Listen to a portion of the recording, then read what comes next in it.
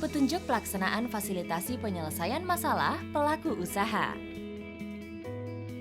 Fasilitasi penyelesaian masalah adalah salah satu kegiatan strategis mewujudkan iklim investasi kondusif, sekaligus memberikan kontribusi terhadap realisasi investasi.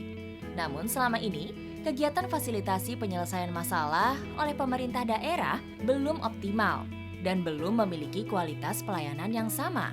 Oleh karena itu, dibutuhkan suatu petunjuk pelaksanaan atau pedoman bagi seluruh aparatur DPM PTSP Provinsi dan DPM PTSP Kabupaten Kota di Indonesia. Ada 4 langkah penting yang harus dilalui oleh DPM PTSP di Indonesia dalam memberikan pelayanan fasilitasi penyelesaian masalah pelaku usaha.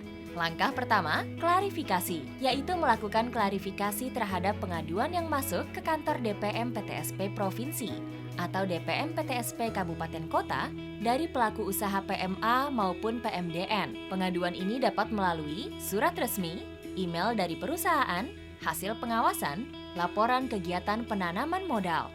Langkah ini terdiri dari 3 kegiatan, yaitu kegiatan pertama adalah dalam waktu paling lambat 3 hari kerja setelah menerima surat maupun email dari pelaku usaha, pejabat DPM PTSP menghubungi via telepon atau membalas email sebagai tanda bahwa DPM PTSP siap memfasilitasi penyelesaian masalah yang dihadapi. Dalam komunikasi awal ini, pejabat DPM PTSP dapat mengundang pelaku usaha ke kantor untuk memberikan penjelasan tentang permasalahan yang sebenarnya. Tidak tertutup kemungkinan pelaku usaha yang mengundang pertemuan di luar kantor DPM PTSP. Kegiatan kedua, setelah mendapat penjelasan dari pelaku usaha, pejabat DPM PTSP dapat menetapkan pemerintah mana yang berwenang menyelesaikan permasalahan pelaku usaha. Apakah pemerintah pusat atau pemerintah provinsi atau pemerintah kabupaten atau kota? Faktor yang dapat menentukan kewenangan di atas dapat dilihat dari 2 pendekatan, yaitu pertama, lingkup geografis, yaitu permasalahan dilihat apakah meliputi lintas provinsi, dalam wilayah provinsi, atau antar kabupaten atau kota, atau hanya wilayah kabupaten kota. Kedua, regulasi sektoral, yaitu permasalahan dilihat dari regulasi yang mengatur sektor terkait masalah tersebut. Misalnya, terkait izin tambang batuan atau galian C, maka itu adalah kewenangan pemerintah provinsi. Jika penyelesaian masalah tersebut bukan kewenangan pemerintah, di mana DPM PTSP penerima pengaduan berada, maka kepala DPM PTSP tersebut meneruskan surat aduan tersebut ke DPM PTSP yang tepat atau ke Kementerian Investasi jika merupakan kewenangan pemerintah pusat. Kegiatan ketiga adalah mengidentifikasi sifat atau tipe penyelesaian masalah yang dihadapi oleh pelaku usaha tersebut. Di antaranya adalah percepatan, misalnya terhadap proses perizinan di OPD lain yang lama tidak selesai. Mediasi, misalnya terhadap gangguan masyarakat lokal. Pembuktian, misalnya siapa pihak yang berhak atas sengketa batas lahan. Fasilitasi, misalnya atas kendala pembebasan tanah.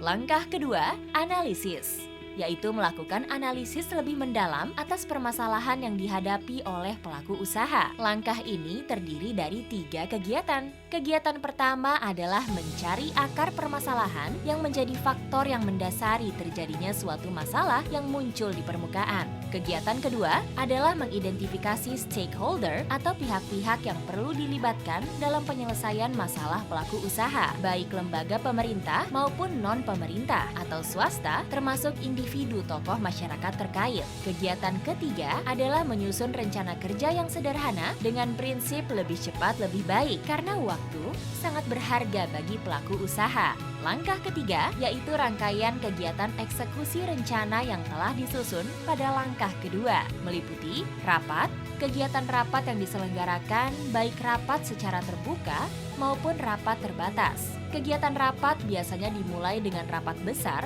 untuk mendapatkan masukan dari stakeholder yang terpilih. Kemudian dapat dilanjutkan dengan rapat-rapat terbatas. Kegiatan rapat-rapat ini tidak harus di ruang rapat dalam kantor, tetapi juga mungkin di tempat yang tidak formal seperti di hotel, kafe, dan rumah makan. Kunjungan lapangan. Survei lapangan dalam format pengawasan insidental dapat dilakukan untuk mendapatkan gambaran yang lebih lengkap dan utuh penyebab terjadinya masalah.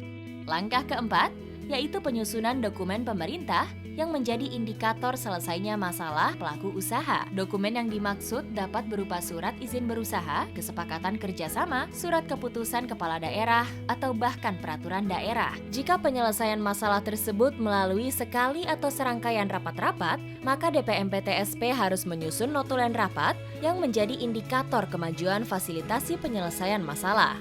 Demikianlah keempat langkah fasilitasi penyelesaian masalah pelaku usaha di Indonesia yang akan menjadi pedoman bagi aparatur DPM PTSP provinsi maupun kabupaten atau kota. Kami sangat mengharapkan tanggapan terhadap penyempurnaan pedoman ini agar kualitas pelayanan aftercare yang diberikan oleh pemerintah dapat meningkat.